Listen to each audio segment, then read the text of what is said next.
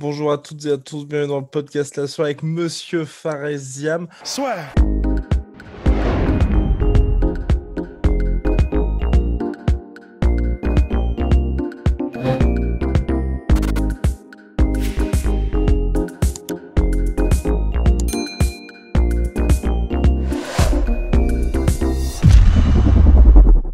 Faresiam qui revient lors de l'UFC 263.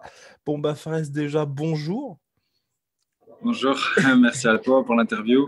Mais pas de souci, mais ma grande question c'est, alors là on est le mercredi 9 juin, tu combats donc le 12 juin. Est-ce que ça y est, là l'UFC va se dire on lâche les chevaux, on va faire combattre Fares plus d'une fois par an? Et bah ouais, je crois que c'est ça parce que après mon dernier combat, déjà ils m'ont contacté pour le mois de janvier. Je devais combattre sur la carte de Connor contre Poirier, mais c'était contre Guram Kutateladze. Et en fait, Ok. on s'entraînait ensemble à ce moment-là au All-Star.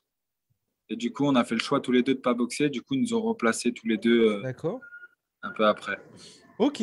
Et donc là, toi, comment ça se passe exactement? Parce que vous pouvez d'ailleurs suivre Faresiam sur les réseaux sociaux, il y est très actif. Moi, je te suis, je vois toutes les stories, tous les posts. Tu as l'air d'être aux États-Unis depuis un petit moment là. Et tu étais à Las Vegas, c'est ça, avant de partir, donc à Ouais, Phoenix, où se déroule l'événement. ouais, c'est ça. Bah, écoute, je suis parti en avance pour m'adapter au climat, mais aussi au fuseau horaire, parce qu'il y a un gros décalage horaire, il y a 9 heures de Mhm. décalage. Donc, j'ai décidé avec mon coach de Jiu-Jitsu de venir ici Ok. le 25 mai. D'accord, ok. Et par rapport à ça, est-ce que tu as été dans des gyms en particulier ou est-ce que toi, l'objectif, c'était surtout de t'acclimater un petit peu? Bah, l'objectif déjà de base, c'était de m'acclimater et de m'entraîner à l'UFC Institute. C'est la première fois que j'y allais. Et, et puis après, au final, on est parti s'entraîner à l'Extrême Couture. Ils nous ont très bien accueillis là-bas. Donc voilà, j'ai pu tourner avec des gars qui sont forts, des gars de l'UFC et notamment avec Kevin Lee. D'accord, ok. Bah alors bon, Fares, là, moi je veux des anecdotes, hein. Parce qu'entre le Performance Institute et justement t'entraîner à Extrême Couture où il y a Kevin Lee, où il y a Francis, tu as dû rencontrer pas mal de gars et j'imagine que pour toi, parce que c'est vrai qu'à chaque fois qu'on t'a eu en interview, tu avais cette volonté justement de partir aux États-Unis. Tu étais allé, je crois, à Ekem et en plein début de confinement, donc c'était le Oui, c'est mauvais ça. timing. Là, est-ce que tu as pu enfin goûter en fait on va dire, à ce que toi tu recherchais finalement? Oui, mais après aussi, je l'ai déjà vécu en 2018. J'ai fait D'accord. un mois complet à la Team Alpha Male. Mhm. Donc, je savais un peu quelle méthode d'entraînement les Américains ils avaient. Mais là, franchement, c'était un bon fin de camp parce qu'à l'UFC Institute, bah, on a tout pour être performant, hein. C'est le nom qui porte. Et le extrême couture, c'était parfait. Les entraînements simples et efficaces, tout ce que j'aime. Et pour les Français, tu vois, qui peut-être ignorent la différence entre les camps d'entraînement et les gyms aux États-Unis et en France, toi, qu'est-ce qui t'a le plus marqué, justement? C'est qu'on fait pas de choses compliquées en fait. Et on fait du MMA. On va pas faire de la boxe pour du MMA. C'est vraiment des cours de MMA. Quand c'est écrit MMA, c'est vraiment des cours de MMA. Donc, Et c'est là, ça que ouais. j'aimais. Et là, tu te vois y rester potentiellement pour la suite ou c'est vraiment quelque chose de temporaire pour toi? Bah, écoute, pour l'instant, je suis en train de réfléchir, hein. Puis il y a la famille, Oh, ok. il y a la famille aussi. Donc après le combat, je rentre. Et après, pour courant septembre, on va voir. Vu que j'ai le visa athlète, je D'accord. vais déjà venir plus souvent ici, quoi. Bah puis attends, franchement, là, ce week-end, tu récupères le bonus, t'as de quoi amener pas mal de gens aussi aux États-Unis. Bah, j'aimerais bien, hein. J'aimerais bien prendre le bonus. Franchement, c'est un bon adversaire pour moi. Mhm. Il a un bon sol. Il n'a pas une trop bonne lutte. Il sait striker, mais voilà, sans plus. Donc, j'espère que ça va être bien. J'espère même pas si ça va être bien. Ça va être bien, bon, vraiment, on espère tous. En plus, le combat sera diffusé sur RMC Sport. J'ai une petite Nickel. question à te poser.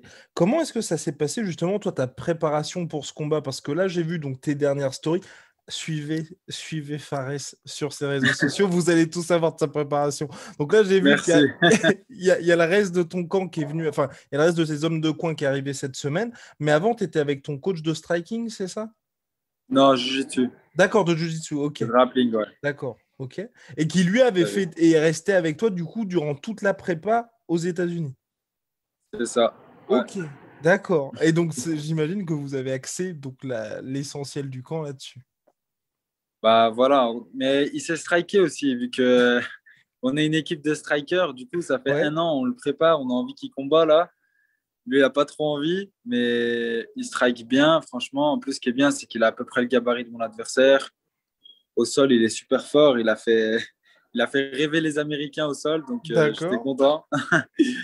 Et ouais, franchement, c'était bien. Et là, il y a le reste de mon camp. Bah, Yanis Guémouri qui a combattu au Brave le 4 juin et qui est venu me rejoindre ici. Et mon coach de strike. Et justement, en fait, là, donc toi, donc, ce que tu recherchais finalement aux États-Unis, c'était surtout de bons sparring, c'est ça? Plus que, on va dire, des coachs qui allaient t'apporter d'autres choses. Oui, voilà, c'est plutôt le côté sparring. Mais j'ai l'impression aussi qu'ils sont. En France, on est très, très bien. Franchement, Ouais. vu que la légalisation du MMA qui était très proche là, en janvier 2020, il y a Cyril Gane, ça y est, maintenant, c'est le futur champion. Il y a Nassourdine Imavov, Manon, elle a fait un excellent combat la Ouais. semaine dernière. Voilà, il y a Alan Bodo, donc ça va arriver. Mais moi, les États-Unis, ça me va mieux, on va dire. Ok, ok. Donc là, Voilà. ça y est, tu es à 1-1 à l'UFC. Tu restes sur Ouais. une victoire. Donc c'était lors de l'UFC.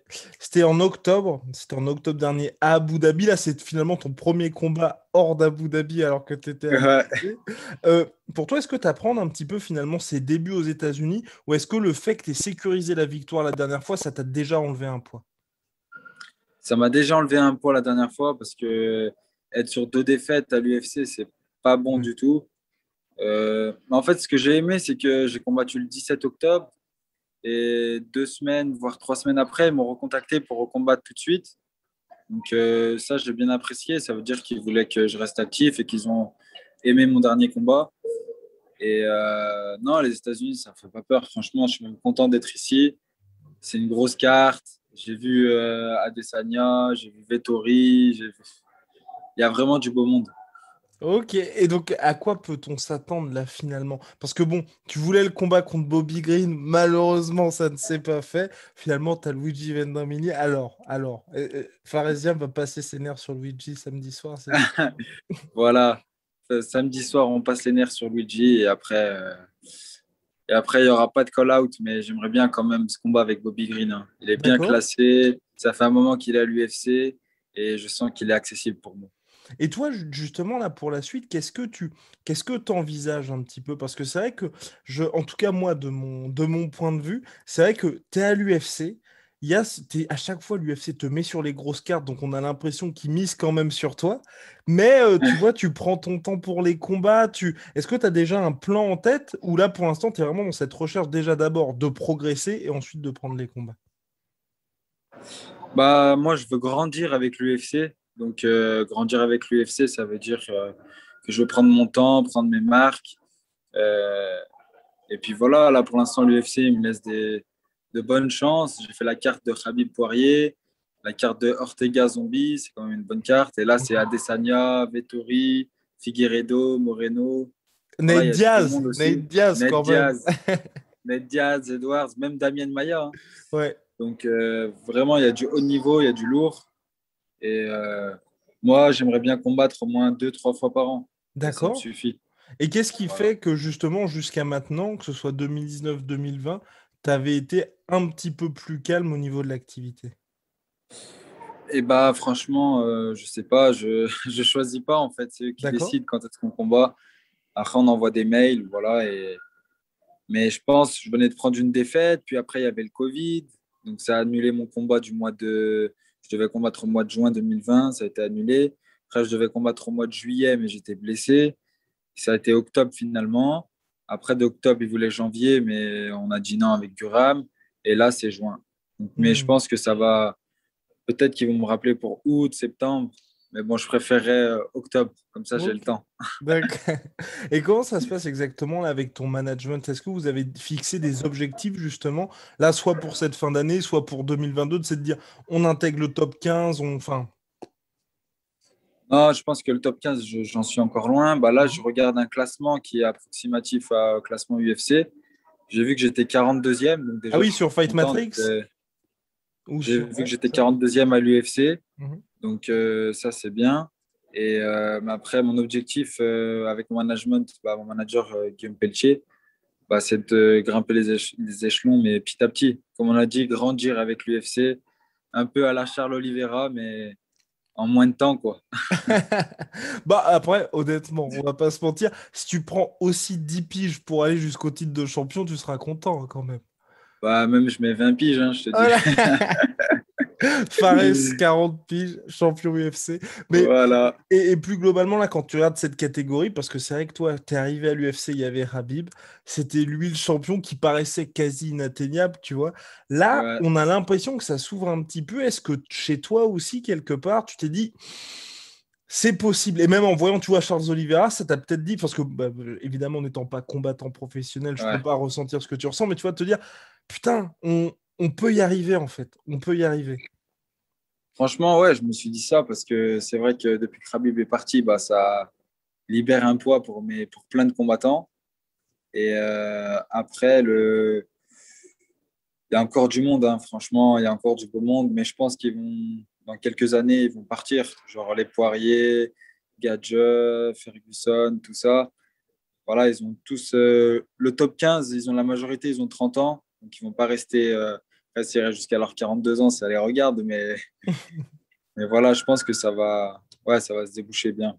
Et quand tu regardes l'état de cette catégorie, justement, j'imagine que tu as regardé le main event, enfin, quand il y a eu Charles Oliveira contre Michael Chandler. Toi, lequel Ouais. t'impressionne le plus, finalement, dans ces lightweight? Est-ce que tu penses que Charles Oliveira est le meilleur de la planète actuellement?